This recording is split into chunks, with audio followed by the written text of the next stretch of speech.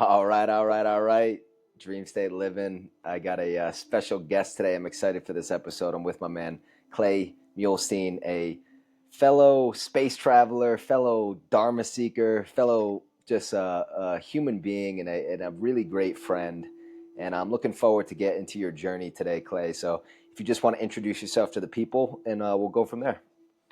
Yeah, wow. Thank you so much. And I was spot on with the description of our friendship, I'd say so far.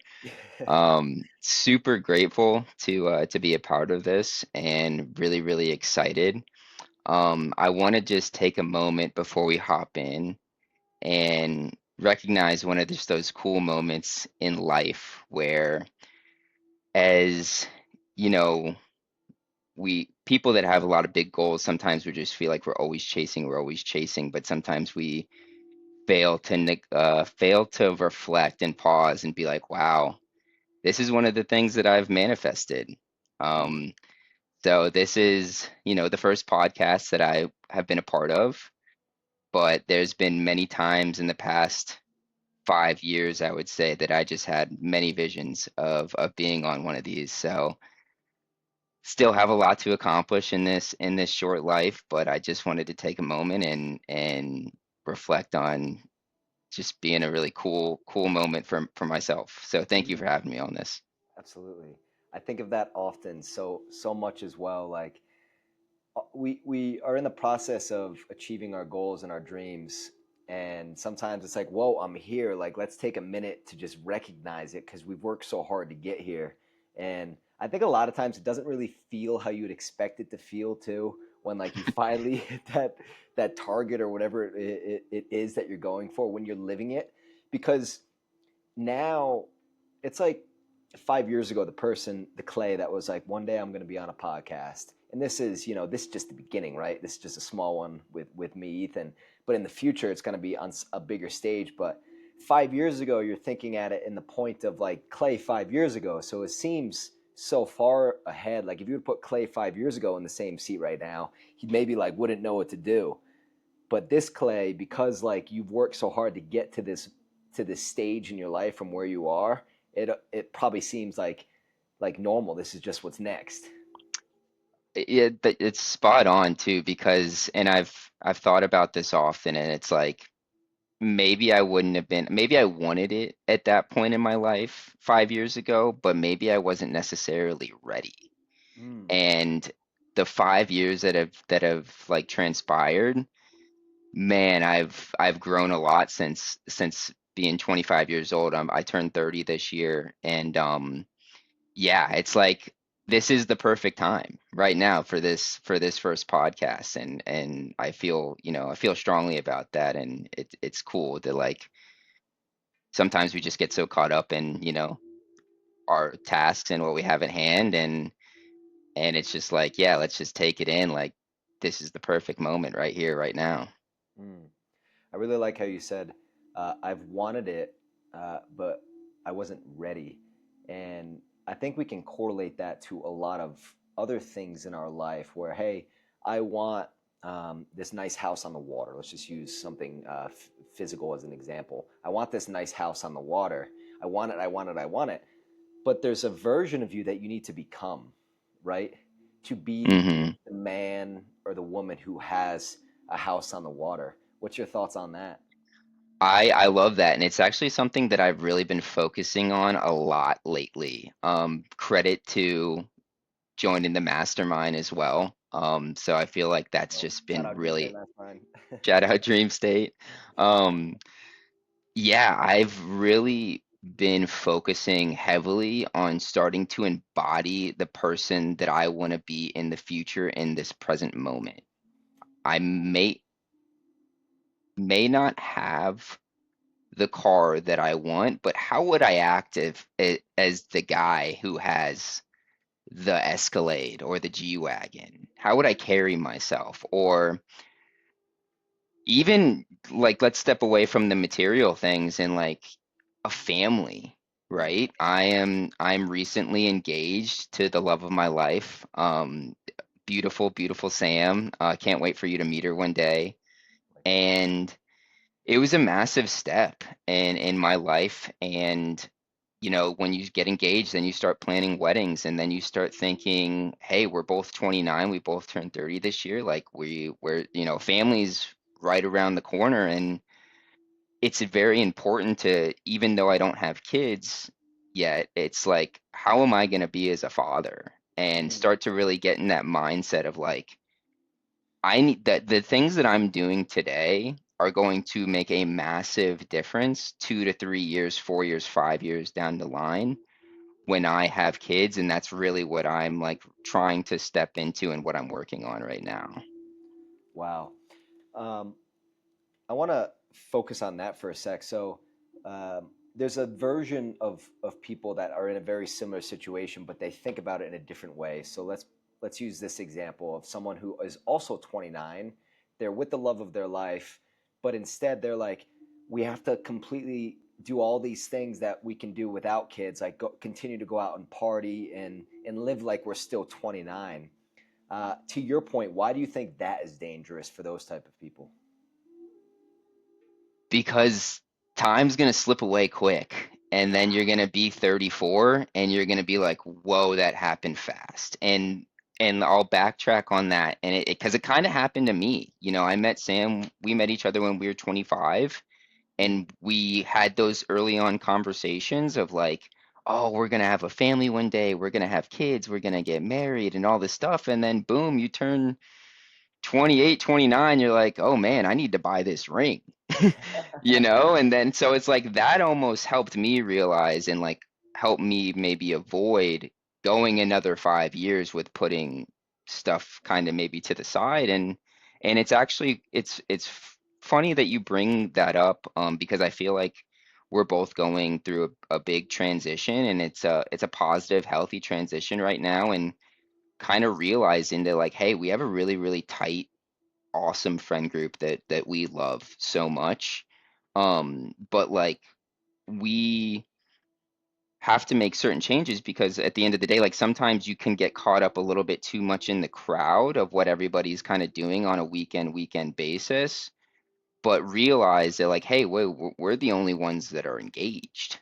Mm. Like we're maybe at a little bit different point in life than some people, maybe on a relationship wise. And like we had to kind of take a step back and be like, whoa, like it's okay, like we still love them, but like maybe we have to be a little bit more intentional on the time that we're spending with everybody and picking and choosing when we do those things. Because I think we've both had a big realization in the last year or so. It's like no one's gonna achieve our goals for us but us. And that was a big stepping stone in You guys our. realize that collectively together? Mhm. That's awesome. Yeah, I would say like she is a massive blessing. She's kind of the yin to the yang sometimes for sure. I was the wild one in college and kind of maybe in the past few years, and so it's like I thank God for her. Yeah. Oh man.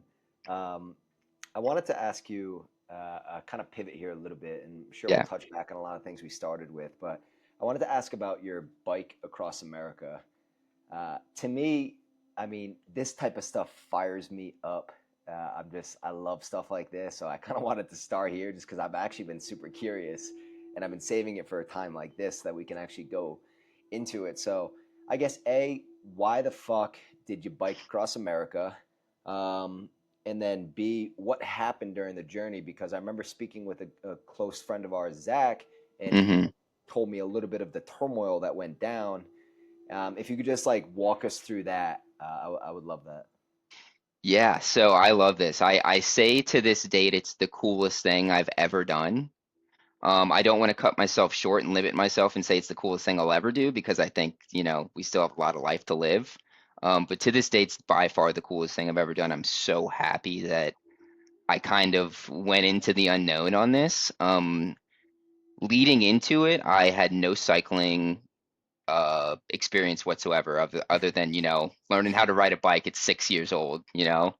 Um, but the way I kind of stumbled upon this opportunity was in college, the fraternity that I was in, that Zach was also a part of as well, had its own ran and operated philanthropy. So a lot of fraternities and sororities, across the country, they all do philanthropic things. But it really centers around like, hey, we're going to throw this event, we're going to raise some money, and then we're going to write a check to like a St. Jude or something of that nature. However, the fraternity that I was a part of, it had its own ran and operated. It was called the Ability Experience. And so one of the within the Ability Experience, they do multiple different philanthropic events throughout the year, the biggest one being called the Journey of Hope.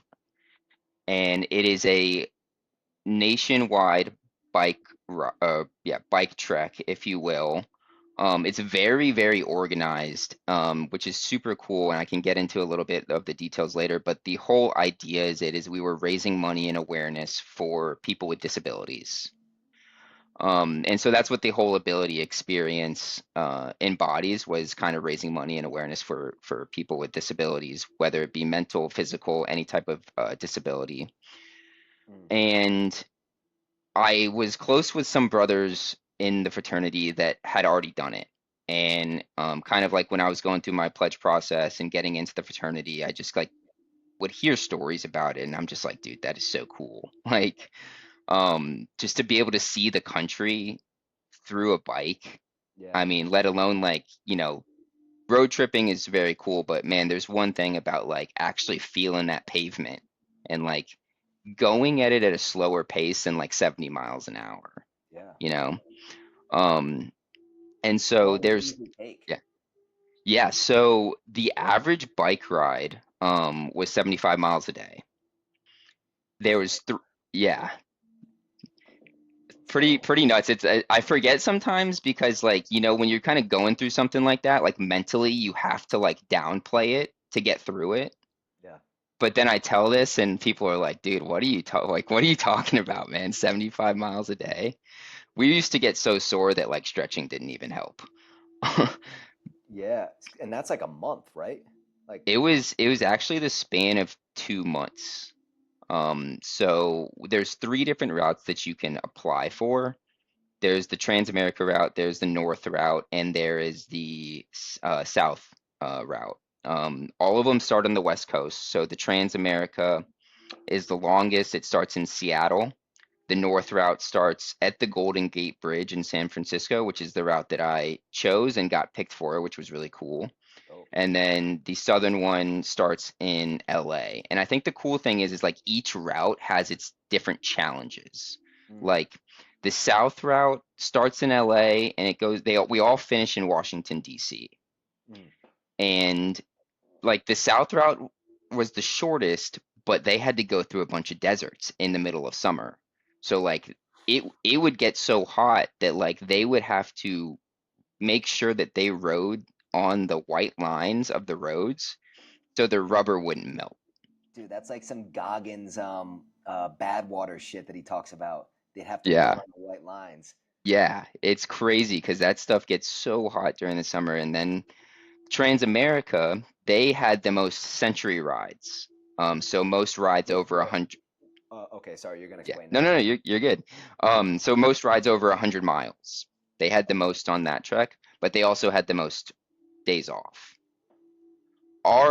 The challenge with the north route is that we had to climb the most elevation and we had the most amount of friendship visits, which is really like the whole reason why you do it, right? The friendship Friendship. visits, Okay, yeah, yeah. sorry, my bad, my bad. No, no. I'm stealing the words out of your mouth. Yeah, I'm just curious. Yeah, man. Yeah, keep going. The friendship visits were for each city that we got to, for majority of the cities that we rode into, um, we would, we stayed at high school gyms or churches. So we kind of had like I had like a blow up mattress that got like probably just thick enough to where like my hips, weren't sleeping on the hardwood. And Big so enough to haul that, or did they have a crew? we had a crew. So when you signed up, you could either be a cyclist or you could be a crew member. Okay. And it's kind of side note, in order to qualify or like be able to do the cycling, we had to raise a minimum of $5,500 prior to. So that was a really cool experience and skill that, can go with you for a very long way, is kind of raising funds or raising money, Totally. especially for something that you believe in as well. Yeah. How did you raise those funds? Did you go door to door? Did you do it through Facebook groups or your network? I did yeah, that's a good question. Family was first, and then the chapter, like the fraternity, also like we put together some fundraisers. Like there's multiple brothers doing it, so it's like cool to like kind of team up and be like, hey, we're gonna go to like a Tijuana Flats and in Tallahassee and be like, hey, for every order, if they say that they're with Journey of Hope or yada yada, like a percentage of the proceeds will go to, fundraising or something like that. Um, Okay. Cool. and then just like Facebook posts, social media, kind of utilizing that with like a link. Um, And but yeah, back to the friendship visits. So we would get in, we'd shower up, we'd rest. I would try and hit a workout. I wasn't trying to like lose a bunch of muscle mass on this long trek. So I would get a workout in when I could. It was great when the high schools left the gyms open for us. I loved that. But Yeah, after I that, used to what's up? 75 miles a day and like, where's Clay? Oh, he's hitting chest. What? Dude, I remember that was one of the peak states of fitness I'd ever been in, because I legit would rip like a 96-mile ride and go hit a full weight workout after, and I'm just like, dude, what is going on? I'm tapping into Wow. things that I've never even thought I could do myself. Wow. And how much were you eating per day? Oh, that's like the best. That's one of the best parts of the friendship visits. They would cook us up some meals, or they would provide some catering, and we would just go to town. Lasagnas and just pizzas, I'm Yeah, sure. And you're like, carbo you load. can eat whatever you want because you're biking like crazy. It was So, earned, right? yeah. And I want to stay here for a second because I'm Hmm. very curious on this. So, just with your mindset at that point, so you're biking 96 miles a day and you're still understanding that, hey, I'm going to look like a string bean if I come back and I'm not hitting like some workouts in. So, like, what was going through your head? Was it the camaraderie of the brotherhood? Were you also kind of like leading at that point, say, like, hey guys, like, let's go hit a workout in? Were you just a solo warrior because you knew you didn't want to come back looking like a string bean? I mean, because most people doing 96 miles a day are going to go lay down on a sofa, eat a full pizza, and kind of like prepare for the next day. There was definitely somewhat of a coffee bean effect, but also like, I started to gravitate more towards some of the other riders, maybe more of the stronger riders in the group. Like, I think you know Christian McSweeney. McSween Dog was there? That's how I met him. Wow. Yeah, and literally one of my best friends to date. I think I've seen Christian in person probably 3 times my entire life, maybe four, other than the bike ride, and we stay in touch all the time to this day. Wow. Yeah, Stand up dude. I love Christian. yeah, an incredible bond was definitely formed on that. So shout out Christian. It's kind of funny. Um, Christian and I also tackled a 130-kilometer bike ride through the Chiang Mai Mountains together. I just posted about it yesterday. I But saw that. I saw him in the background. I was like, oh, I love that. oh, that's funny. But keep going. So the mindset was just like, I think it was just stemmed from within. I was just like, hey man, I worked hard to, maintain the physique that I want, and I didn't really want to let like it go. And maybe like, back in college days, it probably stemmed a little bit from the ego. I would have to probably admit Totally. that. I love how my fitness journey has definitely like it stemmed from, hey, I'm a high level soccer player, to now I'm in college. I just want to look good for the girls. And now I'm like, I just want to be fit and I want to live long, and Longevity. be active when I'm Mhm. older. So it's kind of cool how that's transcended. But yeah, it stemmed from that, and like you could kind of tell like whether it was just push-ups or whether it was like I kind of just did whatever I could. And but for the mindset part, it was definitely a thing from within, and then some other people kind of were like on that wave as well, and obviously that made it a lot easier when you can kind of bang something out with someone else when you don't feel like it, but Yeah. you're gonna like it afterwards, you know. Mm. And that like bond the next day where it's like, say you and Christian, everyone else was kicking back, but you and Christian hit a workout in. I'm sure like that 6 a.m. start to the ride, like you guys get a little bit of like a respect moment. Like The nothing needs to nod. be said, just a little bit of like, yes, we absolutely obliterated back last night. Yeah, Let's get after this absolutely. today. Yeah, it was a super cool experience. And but yeah, it's the people that I met along the way that was like that stood out the most, I would say, in the journey. And I, it's cool because you think that you're riding for these for the people with disabilities, but when you start meeting them along the way, that's who you meet at the friendship visits. You meet a lot of the organizations where your fundraising dollars are going to help. And man, it's one of the coolest feelings ever. Like these people live for these days. Like we would ride into some towns and we would get just insane like greetings from them. They're so excited to see us. They're asking for our autographs. It's just such like a wholesome, just incredible thing. And then you interact with these people, man, who have these disabilities where they have no control over whether we're going to have this disability or not. They were born, most of them were born into the disability that you have, and you just are meeting the most positive people and so nice and just so warm. And you're just like, dude, I have no reason to complain. And one of the biggest things that I learned from it is like choosing where you put your focus on. Are you going to focus on the things that you can't control, or are you going to focus on the things that you can control? And like these people, every single day, they have all the excuse in the world to wake up sad, depressed, angry at life, and they are just so positive. And it's like, what's your excuse, dude? Yeah. Like, Why do you like, why is that commonality? Because I've seen this before too. hmm I think like really thinking about it, like I think it's a form of acceptance, man. Ooh, Like wow. I actually don't think I've ever been asked that question, but like when you just act, like that's the first thing that came to my mind in that moment was like, dude, they're just not resisting that they have the problem. Like, and it's not a problem to them. That's why we called it the ability experience. It's not, they don't see it as a disability. And it's like, boom, right there. Their perception of what is going on isn't seen as something negative. Wow. And that's like the power, and so much power in that.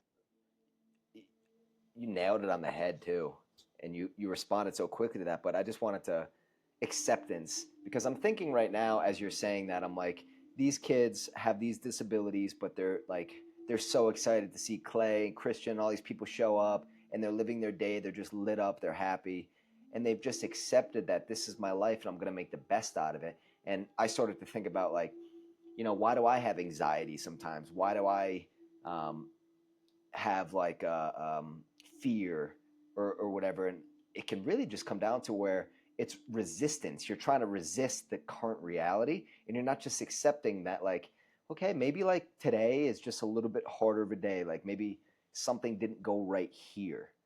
But if you try and resist that, that's where the pain comes in. But if you Yeah. just really accept, like, okay, this is what it is today. Maybe this didn't work out for me the way I wanted it to, but I just need to accept it.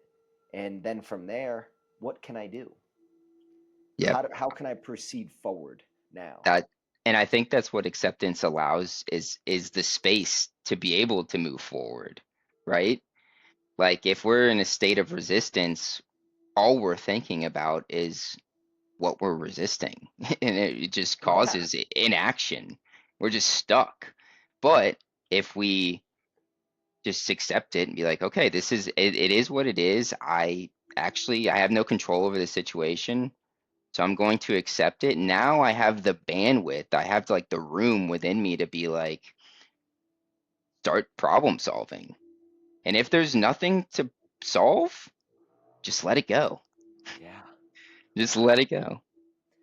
Eh, I was thinking about like as you were speaking there, ways of I resist sometimes, and I thought about like let's say there's something I need to do for Dream State, like a big thing I need to do for Dream State. Maybe it's record a podcast, maybe it's something, and I'm resisting the to do that. And I think a lot of people do this in society nowadays as well. And my way of resisting is I'll scroll on social media or I'll avoid what I need Mm. to do. And I'm resisting, I'm resisting. I'm like, okay, now you need to take action. But when I do that, scroll on social media, for some people, it's like they'll go smoke a cigarette. Some people will call up a person that, whatever it may be. Throw But the that's just TV on. throw the TV on. And that just leads to more anxiety, more resistance. And that's like like the devil hides in like the attractive things or like the fun things or whatever. And that's how you get it because scrolling on social media or watching a TV show doesn't feel like resistance at all. Kind of feels nice. Yeah. Kind of feels comfortable, A little you dopamine know? hit. Yeah. Yeah. And so like that's where it starts like where it's kind of, kind of dangerous because it's like you don't even feel like you're resisting or you might not even know that you are. Sometimes there's those instances in life where you're just like, man, I really do feel resistant to this and I know it. But then I feel like the sneaky ones are like the ones that really get you and they compound over time and you don't even know you're doing it. Yeah. Wow. Well, let's go back to the so you're meeting these children, you're working out like an absolute animal. Um uh, let's keep going on the backpack across excuse me, bike ride across America journey. Yeah, I think one story that I would love to touch on, there's a couple big stories in that really stand out for me. One of them is, and I think this is like will tie into kind of like acceptance of like their reality and kind of doing the most with what they're given. Um, it was one of the first friendship visits that we had. I believe we were in Northern California somewhere, maybe like Sacramento or something. And we were getting ready to visit a music and arts facility for the disabled. So they kind of had like a show prepared for us, like a musical show. And I was just like, yeah, I was like mentally, I'm like, man, I have no idea how this is gonna go, dude. Like, are they gonna be really bad? Like, I'm like trying, like, how are they gonna sound? Like, I love music. Like, music is Same. just like in my core part of me. And I'm just kind of mentally preparing myself, right? Like I don't really care how it is. It's just great that we're there and it's great that they're putting on a show for us. But in the back of my mind, I'm kind of like my expectations are low. Yeah. And they get up there and the pianist is blind and he just starts absolutely ripping keys, bro. Like no other pianist I've ever heard play. And they start singing this beautiful song called Que Sera Sera by it's like a song from the 1950s. I'm not sure if you've ever heard it. Cool. No, I don't. And You'll have to send it to me after. it means whatever will be will be. And I literally I mean I get a little bit I'm trying to like maintain my emotions right now because it meant so much to me in that moment, but it was so eye-opening to me and I was like that was like the moment where I learned like wow, this pianist right here again has every reason to just be mad at life. He's blind, like he can't even see. But guess what? Instead of focusing his energy on the fact that he can't see, his his listening might be heightened. His other senses might be heightened before it. Maybe his touch is a little bit, and he focused on gaining a skill with the things that he did have Wow. versus like, hey, I might not be going out and shooting 72 on in golf, and be shooting par because I can't really see. And who knows, maybe someone out there might do it one day. I wouldn't put a limit on anyone, but but he just didn't focus on that. He's like, okay, I can't see, but I can hear, I can feel, I can do all these things, and now he's insane. He's way better piano player than I am. I can't play the piano. I would struggle to learn too, but I mean, it's it was so cool, and I actually ended up getting, I don't know if you could see, but I got Que Sera Sera tattooed on Oh, the dope. inside Is it, of my forearm. are those like the California mountains? They're Or actually wings. oh, the wings. Okay. Yeah, like angel wings. Mm. Wow. So And that, yeah, go ahead. I was just gonna say, like in the beginning, I was laughing a little bit because I had a growing up. This will be brief, but growing up, we at our school they had a lot of just like challenged kids, and when they would perform or they would like play a sport, they would be so passionate and so like into it. And a lot of these kids, children became like friends of mine because we had a very small school, so just like we saw them all the time. And I always remembered how passionate they were, and actually when they put their mind to something, how skilled they could get at something they enjoy doing, which was just it was just really really beautiful to see. And how Yeah, unapologetic as well too. It was yeah. just beautiful. And that's a like what a great word to describe. Which I feel like sometimes we get a little bit caught up in worrying about what other people think, and we're just not unapologetically ourselves. Yeah. And it's like, man, what a beautiful place to get to if you can get to it. Is just being so unapologetically yourself and really being in a state of freedom that you're Mm. like, I'm going to attract what's like to me.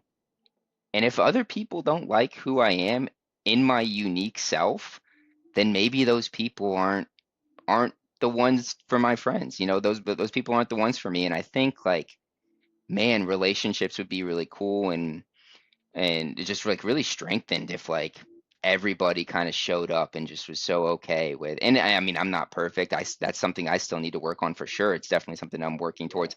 Someone I look up to for that is probably my dad.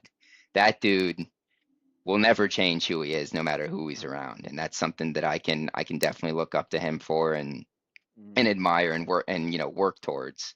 um but I think there's definitely a fear behind that too, because it's like, hey, you might not be liked, and like I feel like deep down a lot of us just want to be liked by a lot of people. Yeah. Quick question on your dad, because I wanted to relate it to something. Has he gone through something very challenging in his life, or to get him to Yeah, being unapologetically himself? You don't need to touch on it if you don't want to. Just curious. I think so. And I'll probably he definitely has. He's just a high level performer. Like that's just the type. He I think his childhood, he went through something. I'll kind of just keep it at that, but he definitely went through probably something that would have an effect on you. But man, he just wanted to always. He's just high energy, high. He's like one of those all gas, no brakes. We only got one Mm. speed, and it's go. Mm. Kind of You reminds know? me of Zambo. uh, Yeah. but I was gonna correlate it. So my brother John is also like this. Just he is so unapologetically himself that it's like it's impressive, and like he won't get into a conversation that he's not really interested in. He'll just walk away. And it's I it's a little love bit that. weird sometimes, but Yeah. like, I respect it so much because I sometimes want to have the cojones to be able to do that because this life is short and valuable. Yeah. But Yep. my brother John has had a really rough life. He dealt with addiction for over a decade, serious addiction, almost death addiction, like this close to dying. And he'll be Wow. fine with me talking about that. Hmm. Um, but it took him to go through the deepest depths of hell for him to get to where he is now. And now he's going to be a doctor soon, doctor of psychology, and he's Wow. extremely intelligent. But he had to go through the deepest depths of hell. And now it's like Wow. when I What a look at story. John, oh, he's I want to get him on here, which I'm sure he'll be willing to do. That would be a cool one to listen to. Yeah. Um, he's so intelligent. But one of the coolest things is now he almost knows more so well of who he's not Mm. that he just it doesn't even really like he'll become more of who he is, but now he knows who he's not, And I think that's a beautiful place to get to, unapologetically knowing who we're not as well, is a really good place to be at.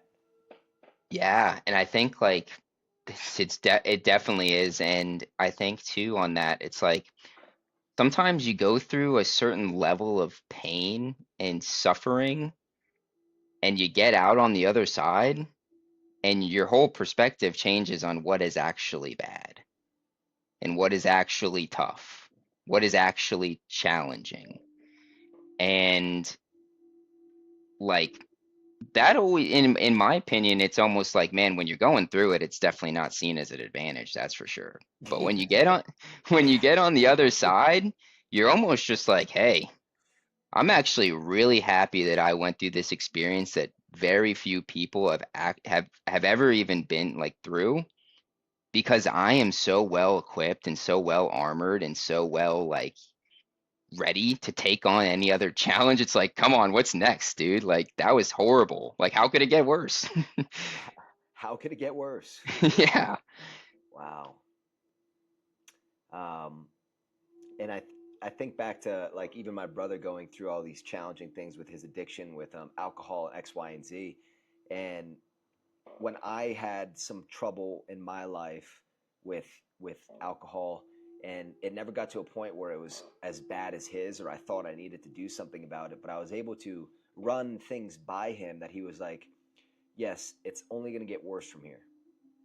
It'll only get worse from here. Mm, And even though it doesn't seem bad now, it'll only get worse from here. And someone that I know is competent in that area, yeah. I was like, okay, I need to pay attention to this. Man, that is it. That's like that's God in the flesh right there. Yeah, You know, I've never had, some voice come down to me from the heavens saying something, but there's always signs.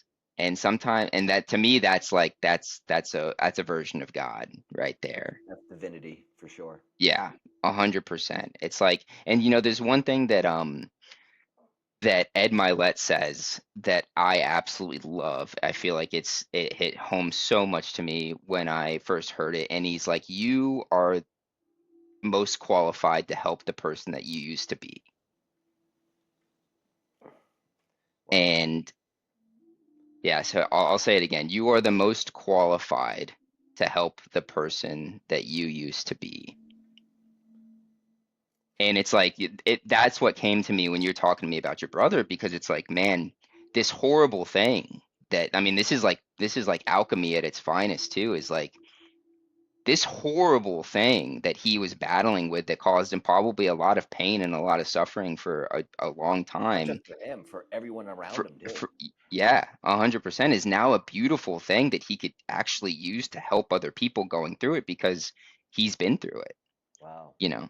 It's like you're not going to ask a bartender for a drink that doesn't, or what kind of drink you should drink that doesn't drink, you know? Like, Yeah. I don't know if Well, I might have butchered that, but you no, got it. you. Yeah. Yeah, everyone listening understands too. Do you think that God chooses people to go through things like that because He sees them? He sees. We'll use my brother as an example because we're talking about him. He sees Hmm. the future self, and he's like, okay, John, we're gonna have to put him through this because he's gonna be able to actually extract the lessons from this. So God puts certain people through these tests because they know that they're gonna be. Um, he doesn't know. He's like he puts them through this test, and some people fail the test. We've seen that. Some people fail the test, but the people that pass it are now divinity in motion, if you will. I agree, and I'm glad that you threw in that little piece of like some people don't pass the test, because I think God will give you the signs. But one thing that I've learned through my journey is that staying open amongst the toughest times can Mm-hmm. withhold literally life's greatest treasures. Can you elaborate on that? Staying open during life's toughest times. Right. So you're going through a really, really difficult time. You might be depressed. You might be battling with some anxiety. You might be really, really low. Mm-hmm. And when you're in a state of depression and you're in your state of like really sadness and anxiety, like you're typically closed off. Like your heart is closed. You are just so narrow, like you're focused on just what you're going through. You're so focused on all these external things that are happening outside of you that are causing you, to feel this way. And I can really just speak from, I'm not a doctor, I don't have a PhD or anything. I can really just speak from my own experience, but the biggest change for me in my life, because I did battle with depression, I did battle with anxiety for a few years in my early 20s. But like when I opened up to what was happening to me, and again, coming back to acceptance, when I just accepted that what was happening, I just stopped trying to resist it. And I stopped trying to just wait for it to be over for me to be happy. Man, God just started flooding me with lessons that I was learning in life. And then I started to just gain so much. And so I always say, like, it's very important to be open all the time, but it is so crucial for you to be open when things are not going well in your life. Like if you are open when things are not going well, man, you're gonna look at it as just like, okay, this is pretty difficult. This is challenging, but man, like there's gonna be something to learn from this. And then I'm gonna learn and I'm gonna grow and I'm gonna come out like even better on the opposite side. And that's where like when I opened up to like my pain, I still felt pain, but I didn't suffer anymore. Mm. And Mm. it was a beautiful feeling. Oh, yeah, dude, it was great. And so that's kind of what I mean by just staying open during like the low times. Wow. And to add on to that, because if we're staying closed, what do you think the universe got? And whoever's listening to this, whatever you believe in, just replace whatever we're saying. Hmm. What do you like? What do you think God is going to do? He's going to give you the lesson again if you're closed off. Oh, yes. You're going Yes. to get it again. If you don't Yep. learn the lesson, you're going to get it again. It's like, I and I, laugh because of how true that statement is. yeah, I, Yeah. I, I, last year was a very, very beautifully challenging year for me. Beautifully challenging year, and there was many times where my mom put it in a really good point because she saw me. I was staying with her a lot, and she's like, "You're having your um man, I can't believe I can't remember the name of it. You're having your uh, give me one sec. Oh, it'll come to me in a little bit, but basically, it's like the deep like going through it year. It'll Mm, come to me in a second, and I would get down on myself a lot. But once I started to realize, like, and almost laugh about it, like, okay, I'm I'm staying with my mom. I'm in a relationship that's really not working out, and I gotta like move away out of this. I put myself in this scenario. I'm trying to start this business, and it's epically failing. Like all these things were not working out for me. And but I realized at this moment, like, okay, where are the lessons that need to happen? Because this has happened to you before, Ethan. It's happened to me many times. hmm.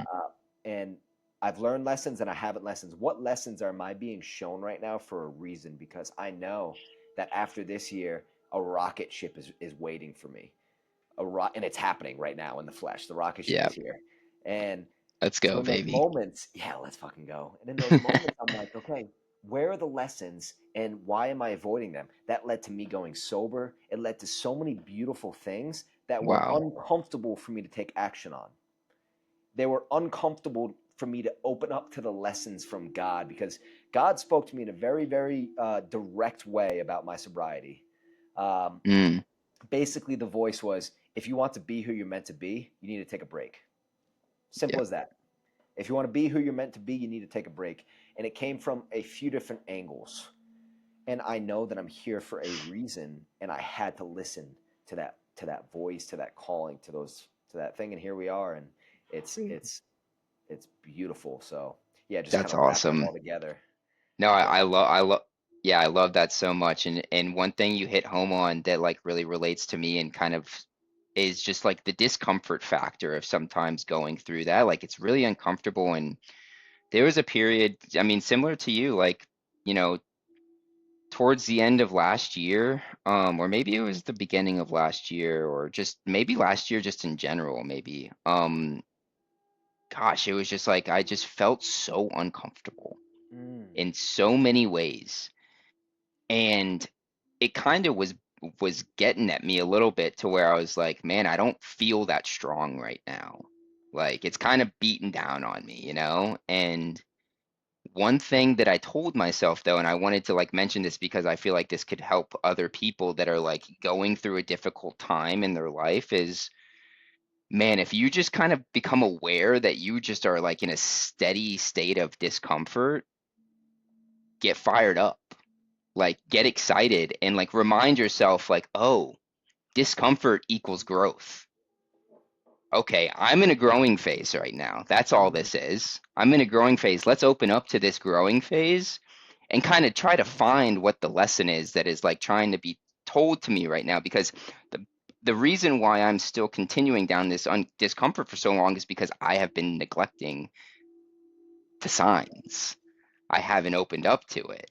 Like, and then I like finally told myself that, and it was like it just allowed me to just relax a little bit Mm. and be like, "Hey, dude, everything's gonna be okay. I don't know how, but I don't need to know how. I just know that like the reason why there's going to be a reason why I'm feeling like this. Like, let's start looking for it." And again, it's like comes back to acceptance. It allowed space for me to now kind of like search for that reason and or at least be open. You don't have to necessarily try so hard, but just be open enough to be like, it's been right in front of you the whole time, man. So We have this a philosophy that the Dream State was founded on is seek a dungeon, leave a dungeon. I talk about this a lot. I'm not sure if I talked about it this year. I haven't heard this one, so You haven't let's heard it get yet? into it. Yeah. So seek a dungeon, leave a dungeon is whenever you're going through a challenge in your life, a lot of people are avoiding it. Exactly what we're talking about, not Hmm. accepting it. But what I've learned that works for me, and I've seen it work for other people, is if you're say you're in a dungeon right now, if you go put yourself in a voluntary dungeon, so go run 18 miles with no headphones. Go run 18 miles with no headphones. Go do a 2 hour, go do 1,000 push ups like you did the other day. Dude, this is spot on. This is exactly how I was feeling, which is why I did this. So this is crazy. And throughout the 2 hours or so, it probably took you to do 1,000 push ups. If you're not avoiding your feelings with music or other type of things, and even sometimes you can listen to music, you can still go through your emotions. Everyone's different. For me, I like silence. Hmm. um, you're thinking and you're problem solving and you're going through a dungeon so many times what your brain actually needs is a break. So you're going through this 18 miles. Throughout most of the time you're not thinking about the problem, you're giving your subconscious mind time to formulate um, the strategies. Yeah. Because what's happening is we get caught up in trying to think about needing to solve it right now, and that's just creating the wrong mental patterns. It's going to keep it in our reality.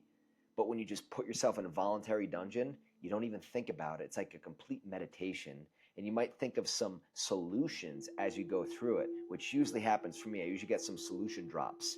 Yeah. 3 hours Little into the run, download. I'm like, little downloads. 3 hours into the run, it's like, you know what? Maybe I need to call this person. Intuition speaks to you. And what a lot of people do is they don't listen to their intuition. Yeah. Intuition is like, I don't know why, but let me give my aunt a call. Boom, you call your aunt and she has some type of drip of a solution for you that's about your problem. And you got that download during your your run, your dungeon that you created for yourself. And this is the last thing I'll say on it is I think people don't listen to their intuition because they don't trust it. Ooh. And to not trust your intuition is to not trust God. So when your intuition speaks to you, know that it's coming from a higher power. And if you don't trust that intuition, you don't trust God. So if you don't trust the high power that made you, what are you doing? Dude.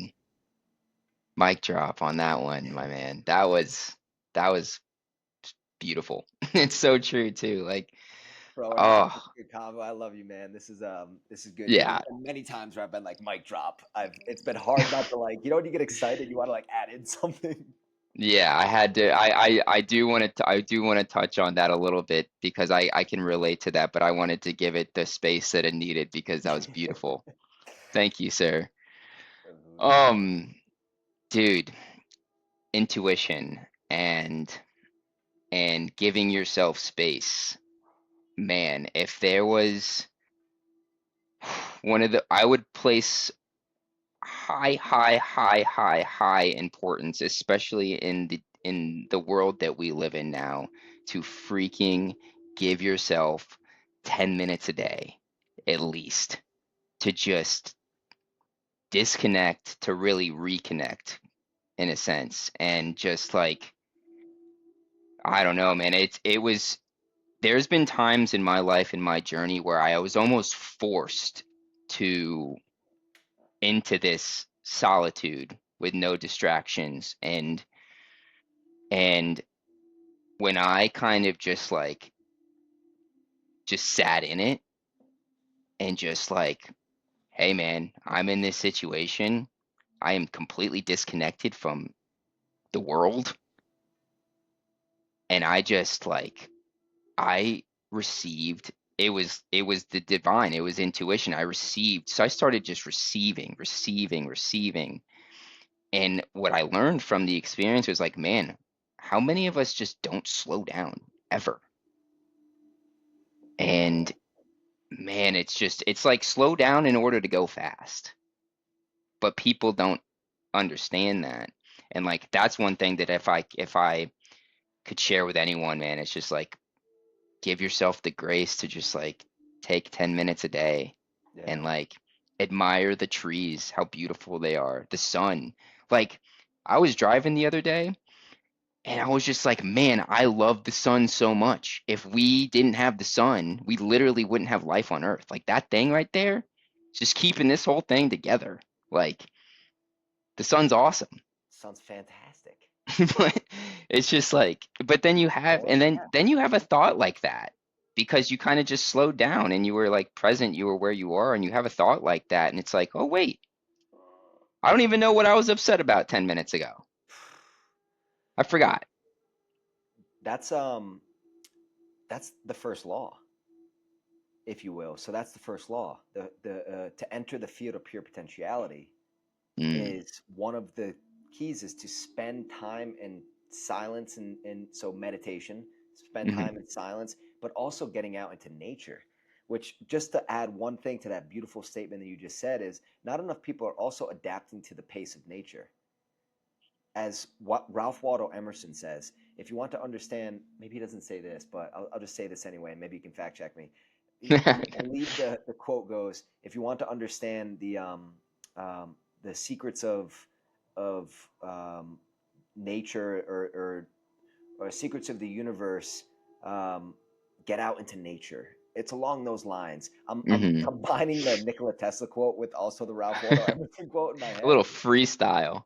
Yeah, I'll actually I'll upload the quote to the podcast so people can see it after. But I Perfect. remember I looked at this quote all day. Oh, the secrets of the universe lie within nature, I believe is what it is. Mm, Uh, yes. or adopt to the pace of nature. Yes, this is it. Okay, fine. I'll say it one again. Adopt to the pace of nature. Within her lie the secrets of the universe. And what's the pace of nature? What is the pace of nature? Think about it. When you think about the pace of New York City, right? All the vibrational energy from all the people. Actually, I'll use this as an example because airports. You ever left an airport and you're just anxious? Yeah, you Just don't want to be there. You just want to get in the Uber or get home. You don't even want to be in the Uber. You just want to be where you at. Yeah. And I've realized this. I really have been working on my Jedi techniques in airports because the energy is contagious. But if you can just be Mm, true to your Jedi techniques, the energy doesn't affect you. So the energy, because everyone's anxious, they feel like yeah. they need to be here at some certain point. But honestly, as long as you get there a couple hours in advance, you're always going to be good.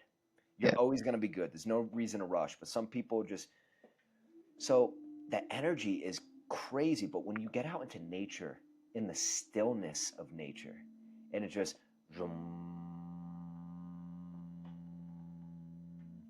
and your frequency starts to adapt to that pace, that stillness, that beauty of nature. There's literal frequencies in nature. So crickets have a frequency that our brain calms down immediately from. And it Wow. actually helps us get into a creative space. The crickets and other nature sounds, the trees, literally through science, this has been proven, grow our hippocampus that we talked about on last week's call. Amazing. It grows our memory. It can, being in nature can help you reject Alzheimer's. There's just so And many it's beautiful things. then it's just like, man, we everything is connected, you know? And it's just so it's a beautiful thing, I think, to kind of like get to that realization of like not seeing separateness with Mm, anything, you know? And one thing that I've like the pace of nature when you brought it up, like I was really curious to kind of see even you giving me that example like slowed me down the way you did it. mm. And but one thing that I thought of when you like brought up the pace of nature, I was like, the first word that came to my brain was patience.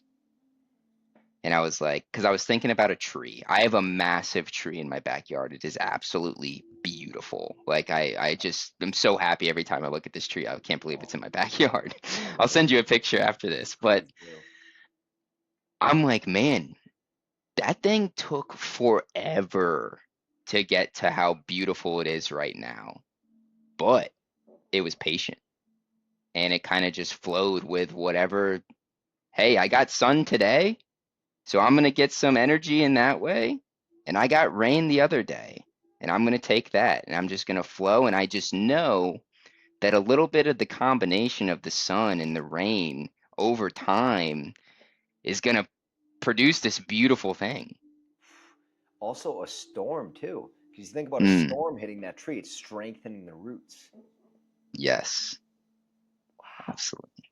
Wow, we can just go through so many examples of life. This I, is insane, I bro. know. I'm like looking at the time right now. I'm like, man, I can spend freaking, we'll be here till midnight. Dude, let's fucking rock and roll, whatever. Joe Rogan's podcast goes 7 hours. Absolutely, bro. But I love walking it. around Medellin, it's another beautiful thing about this place is you'll just be walking in the city. It's one reason why I love this city and why I've been here for most of the year. I think I'm almost ready for something new, but Medellin, there's just beautiful trees in the middle of the city. You're just Mm. walking, and there's just It's gracious, and these trees have gone through years because they're massive. They look like yeah, Florida trees, actually. nice. And dude, I love that. It's almost like the people that inhabited the land a while ago were like, we're not gonna tear this down. We're just gonna build around it. We're gonna coexist with you. And it turns out to be something so beautiful. It's like I got the same feeling when I went to Tulum. I literally fell in love with Tulum. I was like, whoa, this place is the best place on earth. I can't believe it's so close to home. Like, I've heard, yeah, this I've is heard it's fucking. so, and like, what was so cool about it was like, they get like, they don't, like, they just build all of their stuff within like the jungle. And like, our hotel lobby was outside, and our walk to our little room on the beach was just through trees. And they got incense burning in it, and you're just like, did I die and go to heaven? Tulum, the But way people describe it reminds me of how Southeast Asia was. oh, nice. Oh, Yeah, it's a good very, very energy. similar. Just amazing outside nature energy. Mm, yeah, that's awesome. So, when just to kind of wrap up the bike trip as well, did Hmm. anything like you shared one story about the beautiful concert they had? Did you ever get to a point where it was like you were like, um, maybe I'll give you an example. If you've ever gone through like something really challenging and you're like, why did I sign up for this? Like, why am I doing this? Did you have any of those scenarios? Oh yeah, a lot. Man, it's crazy what some wind can do to you. I'm sure you know this with being a biker and a runner. Beautiful thing when it's behind you. It's horrible when it's just directly coming Oh at yeah, you. face is getting Um, hit. Yeah, there was some days where, I mean, I thought like I was pedaling, should be going like 30 miles an hour, and we were like struggling to hit double digits.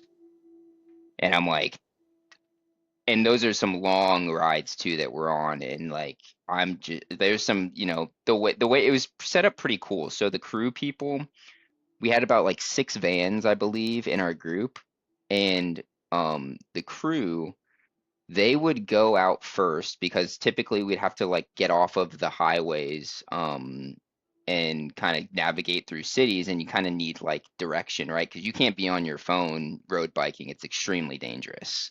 Yeah. Um, so at least they didn't want us on our phones and stuff like that. There's a little bit more liability on them. Yeah. But so they would like drive out before us, and they would mark turns, and then they would kind of do like almost like a, what's the leapfrog, you know, with the vans, and they would set up about every 10 miles, and at the vans they would have a big water station with like some snacks, like just some quick snacks, because if you're riding over, I'd say 50 or 70 miles probably, like you have to fuel your body. It won't last. Like hydration and food intake is so crucial for stuff like that. Did you have a camelback on? No camelbacks. We just had like a couple Oh water yeah, bottles yeah. in them. hmm And um so I forgot where I maybe was going with this. They had the crew members. Oh, okay. So we got it one of the, so on some of those days that were like super windy and the ride's just not smooth, and you're tired, and you are super sore, and you're just like, dude, why did I sign up for this? I was like, there was days where I just wanted to take my bike, throw it in front of a semi truck, and just be done. Be like, I'm out of here, man. My bike's ruined. I can't go on. But you kind of remember why you're doing it. And I think that's a big thing in life and anything you're doing, man. And when it starts to get super tough, it's like, come back to the why. Why did I sign up for this? And actually ask yourself, you are asking yourself, might as well answer it, you know?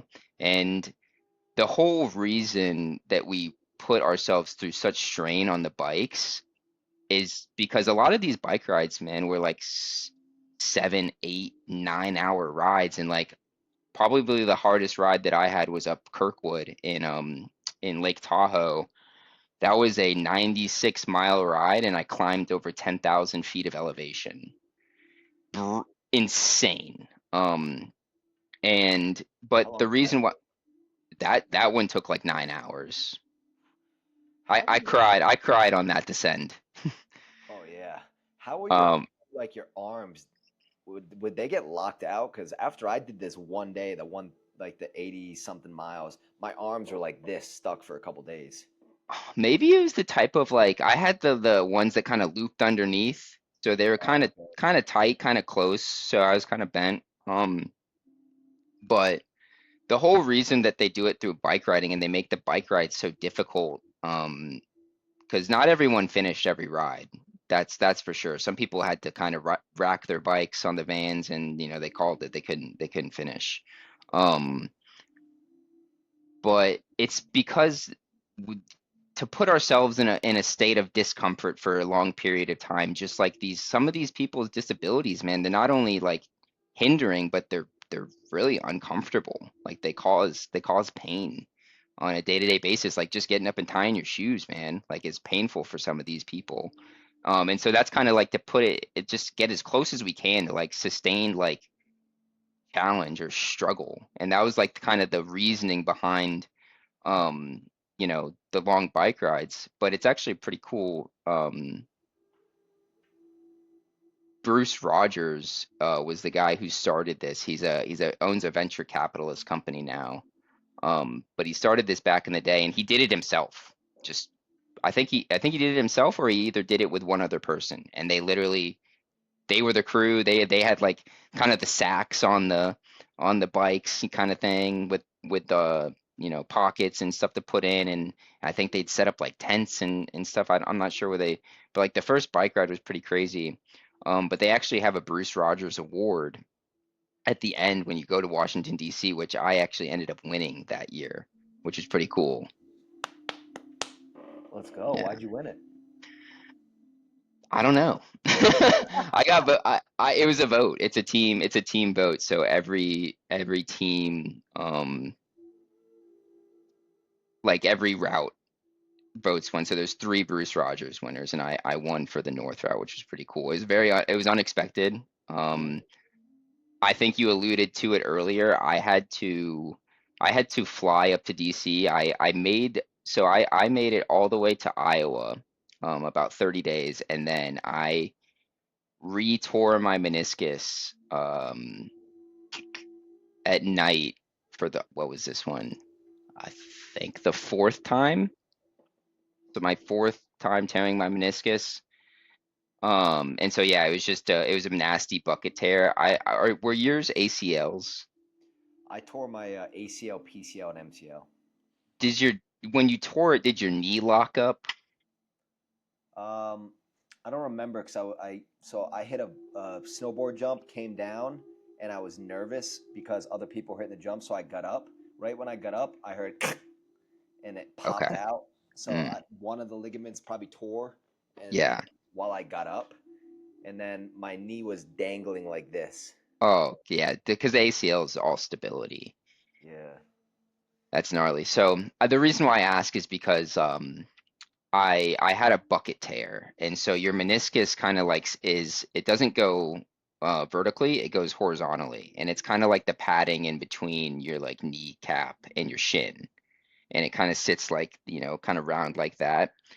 And so this tear was a bucket tear, and which is like on the grade level of pain and knee tears, it's like one of the highest ones because what happens is your meniscus tears and then it flips up, it like flips inside and it gets caught. Oy. And so your knee just completely locks up into like almost like a 90-degree angle. It's bent and you just for the life of you, you can't straighten your leg out and like any type of music or movement. So we were in Iowa and it was a short ride that day. So it was like 50 miles and I got to it's like one of the very rare times we got put up in a hotel. Sometimes people would sponsor us, like ex-alumni or alumni, not ex-alumni, would sponsor us and they put us up in hotels, which is nice. And so I went to the hotel gym. I was working out. We went and bowled, did a friendship visit at a bowling alley. It was great. And for whatever reason, dude, I just had so much energy still. I was like probably just fired up from the friendship visit. And at this point, I'm like halfway through the country. I'm in peak shape. So I'm like, I want a little bit more.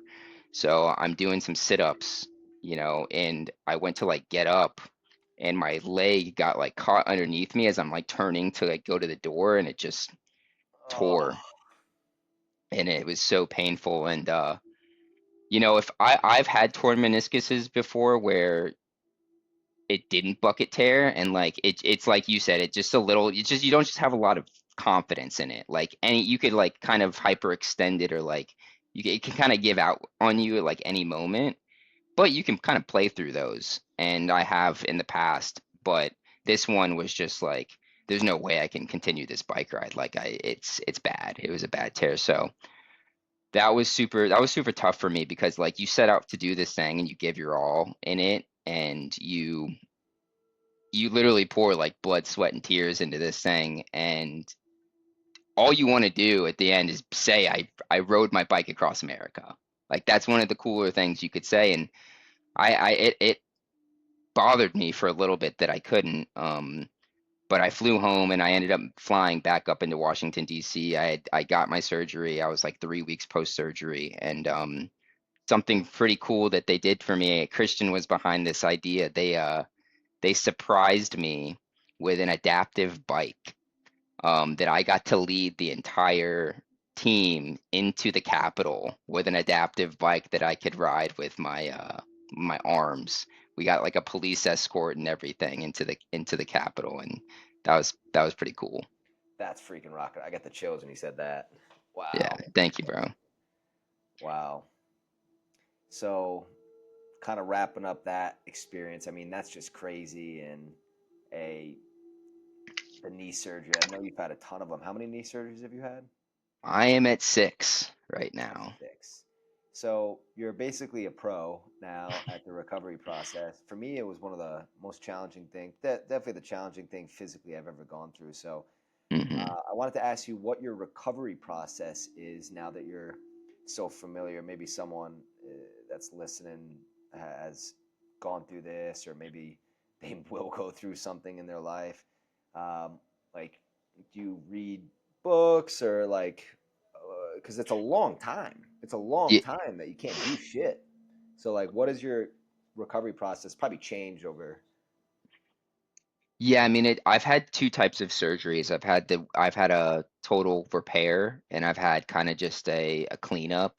Where they go in and, the repair is better for your longevity, and that's kind of where we started because I had my first knee surgery when I was in eighth grade, which was brutal, and kind of plagued me throughout high school as a very high level soccer player. That was tough because I didn't even apply to a college in high school. I had connections in Europe, and I was graduating high school and I was going to play soccer in Europe somewhere. Wow. That was the trajectory. And I think one of the cooler things that's ever happened when I was 15, I was spending a summer in Europe playing like 2 or 3 years up with some of these like professional youth teams in Germany. And I had this guy tell me at the end of it, he's like, dude, just keep doing what you're doing. I have helped many, many kids like go play professional soccer over here in Europe. I brought them over from America. You have the skill and the ability to play anywhere at the highest level in the world. And I couldn't stay healthy. And it's kind of a bummer, but it's just, one of the things that you kind of like just adversity in life. And for someone that is going through knee surgery, or the recovery process, I mean, I think of it like this way.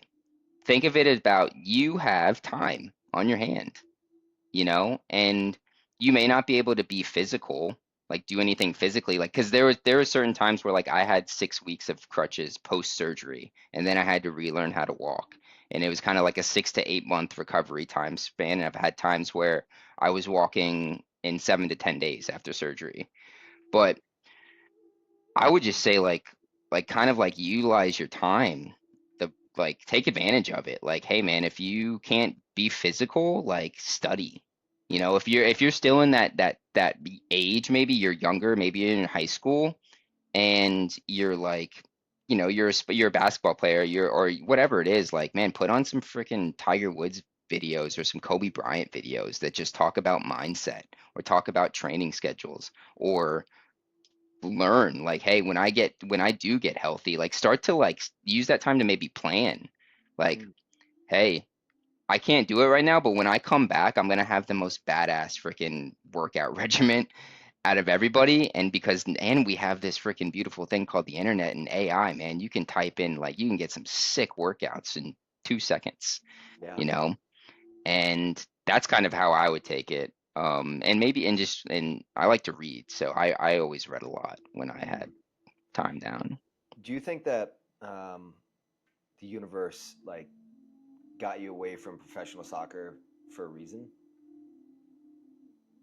I think to be determined, No, I think I'm on a path where I am like like I found my I guess let me rewind there. I found my purpose in the thing that brought me the most pain. And so probably. It probably did. To answer your question, like I don't think that I was meant to play professional soccer. Maybe I was capable of doing it, but as someone that is, I have faith in God and in the universe, and I do, you know, I got out of soccer and I ended up at Florida State University, and things happened at college that kind of brought me into probably the most difficult years of my life. And now I'm sitting here at 29 years old, and we can kind of, and I'm almost getting ready to publish a book. And it's like you look back at that and you're like, holy smokes. When I was growing up, I never in my life would have imagined that I would be or have written a book at any point either. Not just like, hey, I'm 80 years old and I got to the end of my life and I'm going to write a book. I started it when I was 25 years old and like so that's why it's just like, yeah, I do think like, hey man, the universe, God, had different plans for me. Mm. Where do you think you would be without all the challenges you went through?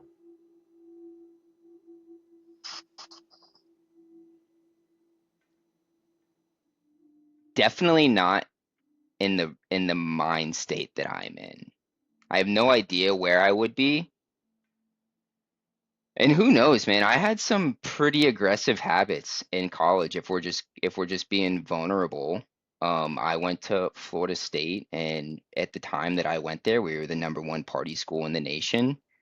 And I mean, it was like a Tuesday to Saturday thing on repeat every On week. benders. Yeah, like the semester was the bender. Like, Yeah. like it, and so, dude, I don't know, man. I may not even be here if it wasn't for some of the things that happened. Yeah. So, Yeah, I believe, and I can relate to that. I believe that there's challenges that we go through because the universe, God, is directing us.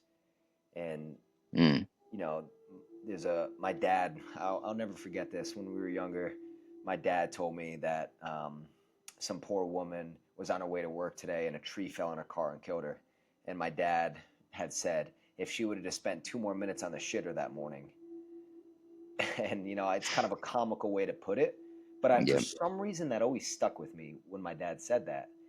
And I was like, wow, like the universe and life is really, it's working on a decision basis. One decision could lead you on a completely different path in life. yeah, yeah. And I anything you want to say on that before I?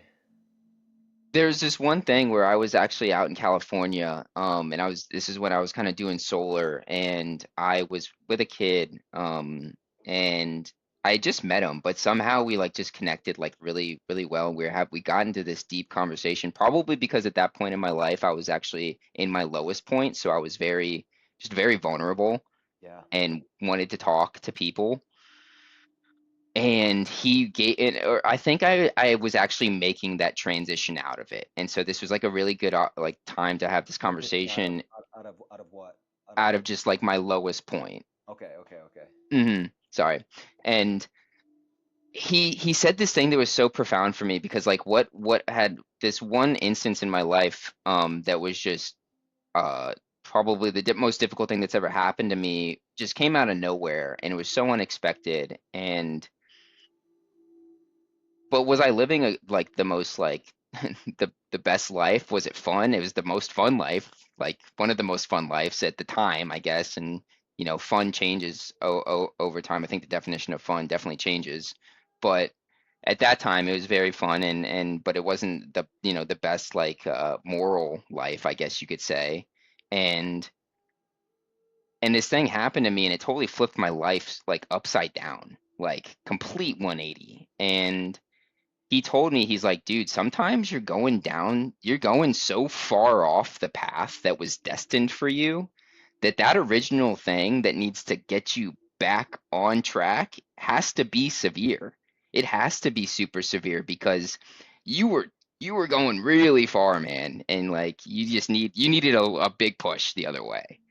And Wow. that's what kind of happened to me. And when he told me that, I was like, dude, that's exactly what happened to me, bro.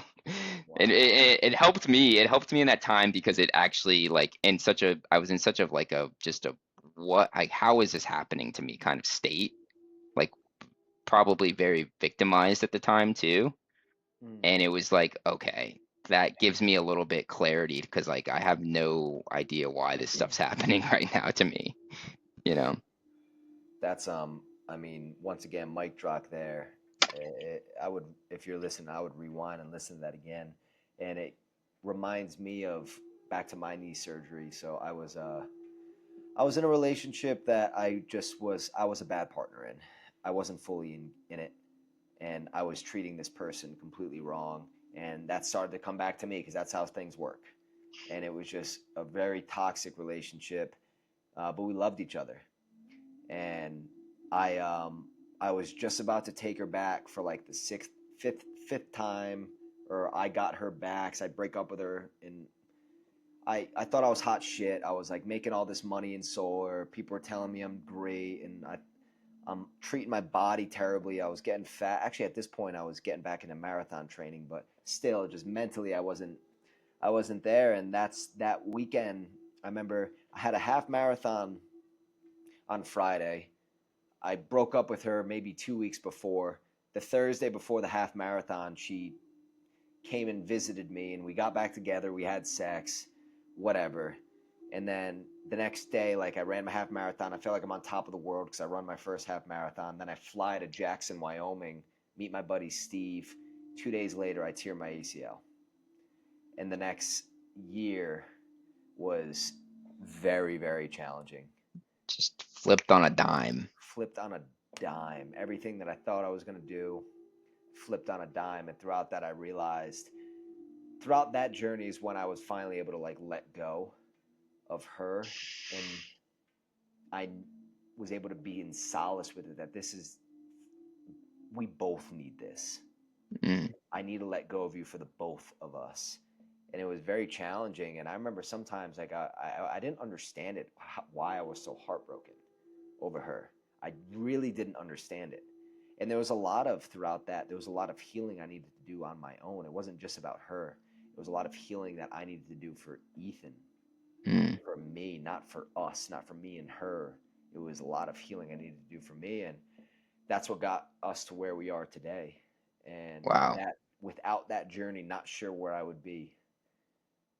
But And yeah, then and then it allows you to be grateful for things like that, you know? yeah, And then like you start to see yourself, you how I want to say this in the right way, but like the more times you see yourself go through challenging things, come out on the other side and learn from them, and then the more then you become grateful for that one, and then you become grateful for the other ones, and then you just in the beginning, like when you practice gratitude, sometimes we just think of the things that are good in life to be grateful for. But the more gratitude you actually practice and the more things you go to and the more things you learn and the more you grow, you actually just learn somehow to be grateful for literally everything. yeah, for Like it, everything. and that is an insanely beautiful place to be at internally. Wow. That reminds me, I was trippy taking these off at the end. So it reminds me of a morning priming meditation that I do, and throughout it, I love being guided by Tony's voice. And Tony Robbins is saying, "Be grateful," and I want you to think of a time in your life where the situation happened for you. Without this situation, you wouldn't be from where you are now. Mm, It was divine guidance, and a lot of times I think of very painful things, yeah, and I'm able to be grateful for painful things. And it's like, before I'd only think about like, oh, I met my buddy Cody here, and then we backpacked Southeast Asia and this and this, and now I'm like, oh, if I didn't meet this girl, or I didn't meet this business partner that like put me in $40,000 worth of debt, what have you, I wouldn't be where I'm at now. yeah, So I yeah, really like how you said that. You get to a really good place when you're able to be grateful for even the shit. yeah, yeah. And then it just helps you kind of navigate it a little bit better too. Mm. But And I guess to kind of pivot, and if you don't mind talking about this, I know you spent a year in jail, mm, which maybe some of our listeners who know you didn't know this about you. Once we all read your book, we're going to learn more about it. But I just wanted you, like, anything that you're willing to share on that. I'd love to just learn a little bit about it, and I think some of our listeners could maybe benefit from that experience and maybe what you learned as well. oh, yeah. So I think a tiny little bit of backstory is probably necessary for this, and I'll keep it super, super high level. Um, but when I was on the executive board of my fraternity, at school, and unfortunately or tragically, one of our pledges passed away um, from drinking too much alcohol. And me, along with 8 others on the executive board, got charged with, or not charged, we got accused, or yeah, charged with third-degree felonies for hazing. I ended up getting kicked out of school. I moved home, and as you can imagine, like that was kind of the catalyst that led to uh, going into depression and anxiety, a lot of anxiety through that time, and it was an extremely tragic event. And I'll save the details of everything that happens for the book. Um, but throughout that process, there was very unfair things that kind of happened that put me in jail 4 different times throughout that process. The longest time was 7 months. But the probably the most like profound time where this book was actually born was I was living out in California, and something happened while I was out there that triggered a warrant um going out for my arrest in Florida. So I actually lived an entire year out in California with a warrant out for my arrest in Florida. I thought I was kind of like safe out there, and then one day I was leaving a job that I just started 2 weeks ago in LA, and got to my car, and 5 U.S. Marshals just pulled up in like undercover Chargers and popped out with bulletproof vests and arrested me. And I ended up going into LA County Jail, which little I don't, if you don't know too much about it, LA County Jail is probably one of the most feared jail systems in the entire United States. LA County, LA is the gang capital of the world. So when you think about like your Bloods, your Crips, your Latin Kings, like you name it, like they're in there. And due to the severity of my case, I was at like a pretty high level number. They kind of number you. And so I got put in a super maximum security jail in LA with a lot of dangerous people. Um, and thank God I was in the mind state that I was in when I was going into it. I told myself, I mean, there was a very pivotal moment before I actually, like, you get booked in, and you're kind of waiting to be housed, and that's a whole different story in itself. But um, I just told myself, I was like, listen, man, like this situation is completely out of your control at this point. There's absolutely nothing you can do to get out of here. Um, so just accept everything right now. Accept it, and just I told myself that I have no idea how long I was gonna be in there, because um technically, like, all of my jurisdiction is in Florida, so they would have to kind of extradite me back, and I had no idea what that process looked like. I had no idea how long I was gonna be in LA County, and so I just told myself, dude, you have no idea. I have no idea how much time you're gonna be in here. Just make the most of this experience. So I told myself to just completely accept it and make the most of this experience, whatever that meant. And I was in a point in my life where I was just like doing a lot of really good things for myself too. Like, I was waking up, I had my routine dialed, I was practicing gratitude, I was going to the gym, I was very healthy. Um, and I just started a new job. Like, things were turning around for me. And then this happened. But I just, you know, the vibrational frequency inside of a place like LA County Jail, plus the people that you are, that you see, like, they're physically, like, they're scary. They're scary looking dudes. Like, there's dudes in there that look like they could rip me in half with their bare hands. Um, and there's dudes that had tattoos literally all over their face, like multiple. And but I just told myself, man, I was like, bro, just keep your head down and try to be the best version of yourself, like figure out what you can do in here to like become the best version of yourself. Work on yourself. This is, again, I told myself, this is the most amount of time that you will ever have in your life to yourself.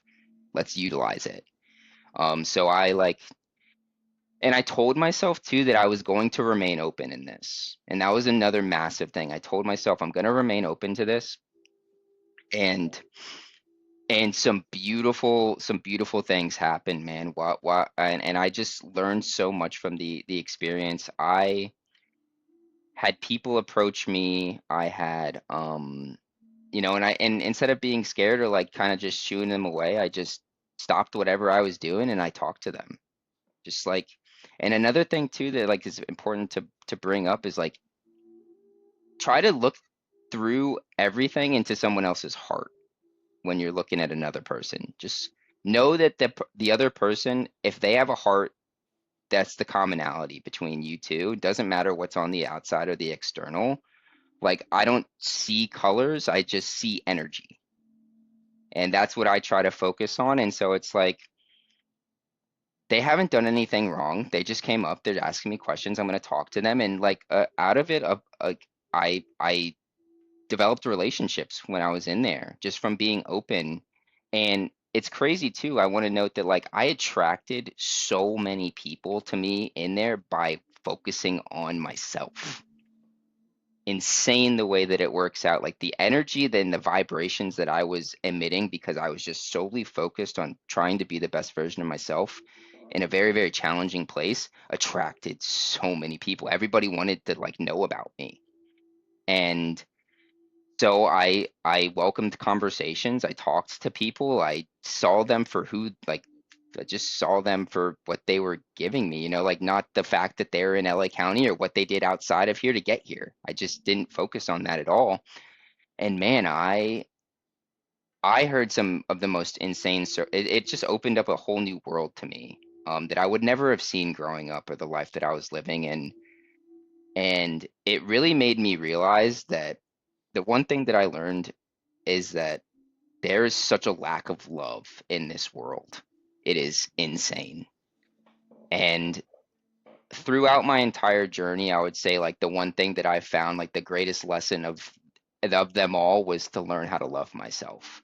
That was the foundation that changed everything for my life. And what I found when I heard some of these stories from some of these people in there were just like, man, there was so much of a lack of love in their life when they were growing up. And it's just a cycle now. And it's a cycle. And misery loves company and they just wanted to be listened and I listened. And then when I had the opportunity to speak, I told him my story. I told him what I was going through and how I was perceiving it because I think that a lot of the big difference is like, man, I have this incredible support system outside of here, like who raised me and loved me and like taught me really crucial things in life and like how to go through adversity and like how to perceive certain things that like these people just like they just didn't have the knowledge and they didn't have the love and I told it like and one of the most and this is where the book was born was in LA County. I started writing the book because A, the story started getting insane once I ended up in here and B, when I was leaving I spent 62 days in there and when I was leaving I had about 5 grown men come up to me give me big hugs and say, "Hey man, I want to change when I get out of here." Wow. And I had no intention whatsoever of me going in there and me helping people. I had no intention of doing that and just by being open and focusing on love and focusing on positivity and just being vulnerable and open with other people and like accepting of other people and non-judging and not judging them for who they are or what got them here like really opened them up, man. And it was like so it was just the most fulfilling thing that I have ever experienced in my life and I left that experience going like wow, I don't think even if I don't want to tell my story, I think I have to tell my story. Yeah. And so that's kind of where I'll kind of leave it as far as the book goes. I am very close to very, very, very close to finishing up. And we're starting to kind of like the publishing and marketing. We're finishing editing, starting the marketing and publishing process. So hopefully we're hoping to be able to publish it this year. Finding fulfillment through probably the most intense jail system in the world is just absolutely beautiful. When these people approached you, like as you were saying before, like what did they say? They were just curious in you because you're over here, you're focused on yourself. What did they say? Yo, what's up, son? Or, What's up, white boy? Um, no, I mean it a lot of, I mean, so a lot of it resolved around like working out and stuff, really. Like, and it's so interesting. The only reason that I can do 1,000 push-ups today in a workout is because of this experience. The only reason I would have never attempted to do 1,000 push-ups in my life, but I had this one push-up workout that I did. It's like a pyramid from like 25 all the way down to one. It's like 320 push-ups, and I thought that was an insane amount of push-ups. I got asked one time to work out with some of the guys, and they were like, and I was like, oh no, it's all good, man. Like I'm already working out today. Like we'll get another one in though. Like I'm already, I'm like halfway into it. They're like, oh, how many push-ups you doing? And I'm like 300. I'm like sitting there like I've got them now, like 320 push-ups, and he's like, bro, that's nothing, man. We doing 1,000 a day. And I was like, all right, that's what I'm gonna work towards in here then, 1,000 push-ups. And yeah, dude, I think the most, and then I got into a place where we had a pull-up bar, and the most push-ups I did in a single like go was 1,230. And then I think the most pull-ups I did in a day was 360. wow, Yeah, I put on 20 pounds in 2 months. wow, Yeah. I mean, food is not great in there, as you can imagine, but yeah. Kind of weird question, but my buddy was recently in jail, and he said that he thinks the food there's something in it because he wouldn't wake up with like morning wood anymore. oh So, geez. like, did that happen to you? I That don't was think your that I don't nightmare. think I had that problem, but I will say, yeah, there might be a personal problem. No, I'm just kidding. Um, no, they're definitely the boxes that this food comes in containers is like not for, it says literally on the box, it's like not for human consumption. Wow. It's terrible. Like it's 1,000% poison. Like yeah, what was the other the the burrito packages, not only would they microwave them up in the plastic bag for you, but Uh, on the plastic bag, it's like they had this little sign. It was like, "Don't do drugs." It's like, dude, you're killing us anyway. yeah, right. We're But having plastic. So you're leaving LA County. Five grown men come up to you and said, "Hey, I want to change." Do you think about this throughout your life often when you're going through rough times? These five guys that maybe without your support, like maybe your sprinkle there for 62 days, not only changed these guys' life, but maybe, and I'm not even sure you ever thought about this, maybe one out of these five guys would have went on a killing spree when he left LA County. But because of yeah, you, he didn't. Have you ever thought about that? I actually haven't. I haven't thought about that specifically. But I, I really do, after this whole experience, and definitely like the greater experience of like how I kind of like was in this situation, man, I really do feel like my purpose in life is to just inspire as much love into the world, or spread as much love as I possibly can into this world. Mm. And I want to inspire people to become or work towards being the best version of themselves by embodying that myself, and I'm not perfect and I'm still working on it, um but I really do feel like, if I would just be living in my highest state if I could just help as many people as I can in this world teach them how to love themselves. Mm. Because I And really feel strongly that no matter what external environment you get put into or you are born into, man, if you can love yourself, you have a way. You have a way out. You have a way of achieving whatever you want in life. But like it really starts with loving yourself and I strongly believe that. wow, that's really like that right there encapsulates my whole like reason for this podcast is to find people that I feel are living in their dharma and their purpose. And Clay here had to go through a lot, a whole lot, as we've learned today, to connect to his dharma, to his purpose. And just know, like, whoever's listening, you might have to go through some really challenging things to figure out what your purpose is for being here. Because, you know, Clay was going to be in Europe, professional soccer player, professional footballer. This happened.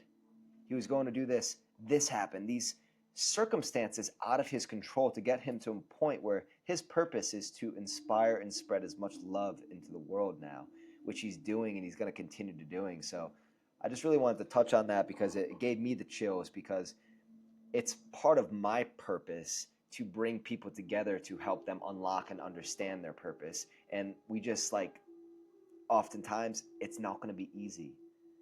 It's not going to be easy, and you're just a true testament to that. Where do you see Thank yourself you. in 10 years? Oh man, I would love to have my own podcast. That is on my list of things I want to accomplish. I have a beautiful family with Sam, some beautiful kids, and I would love to be speaking. You know, I'd love to be speaking at events and speaking maybe in at colleges or even in the jail systems and being like a light to anybody that I can while you know that they're in there and trying to help. You know, I would love to somehow you know like somehow have a foundation helping people who like when they get out because it's a very difficult adjustment if you don't have support or or yeah really just support like so yeah I don't know and help anybody and I love health and wellness. I absolutely love health and wellness. It's what makes me the happiest, working out and eating healthy and kind of just like working towards becoming the best version of yourself. So man, I would just love to be in a position where I can provide value to others that are wanting to do better or be better, you know. Mm, wow. Well, Clay, I am just so grateful for our time together today. Thank you for coming on the podcast. We'll make sure to give a proper launch on all of DreamState channels once the book is released. Is there any last Thank things you. you want to say or share with the people? Where can they find you on social and anything there? Yeah, so my Instagram is at Clay underscore Muhlstein. Last name is Muehlstein. It's kind of a tricky one. But that is Instagram. You know, one thing that I would love to leave with the people is a quote that I love and that it kind of helps me in this continuous life of growing and learning. And it is the more that I learn, the more I realize how little I know. And as we continue to grow, sometimes we feel like we kind of know it all.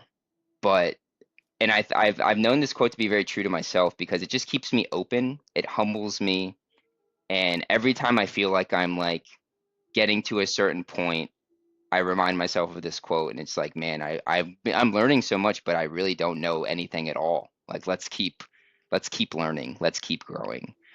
So I Wow. appreciate you having me on here, man. This has been a dream come true. It's been such a blast, dude. Like, I'm not gonna stop smiling for the rest of the night. So I appreciate you, brother, and So I have so much love and respect for you, bro, and want to help you take this thing as far as you want to take it. Let's go. So We're going to the moon.